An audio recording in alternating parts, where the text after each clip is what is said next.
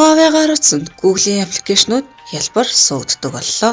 Алхам номер 1. Та Huawei App Gallery зэснээс аппликейшн татаж авахын тулд Huawei ID үүсгэх шаардлагатай. Huawei App Gallery зэсийг нээхэд Huawei ID үүсгэх цонх гарч ирэх ба Select in Country эсгээс Mongolia-г сонгоно. Төрсөн он сар өдрөө сонгоно. Утасны дугаар эсвэл имэйл хаягаа оруулан бүртгэлээ үүсгэнэ. Таны бүртгэлийг баталгаажуулах юм бол дүрс тохируулах хэсэг гарч ирэх бөгөөд дүрсийг зөв тохируулснаар таны Huawei ID үүсгэх болно. Алхам номер 2. MicroG татах заавар. Huawei App Gallery рүү хандаж хайлт эсэгт MicroG Service аппликейшнийг хайж утсандаа татаж суулгана. Setting зэсээс Apps and Service, Apps, MicroG Service, Permission гэсэн сонголтуудыг сонгон.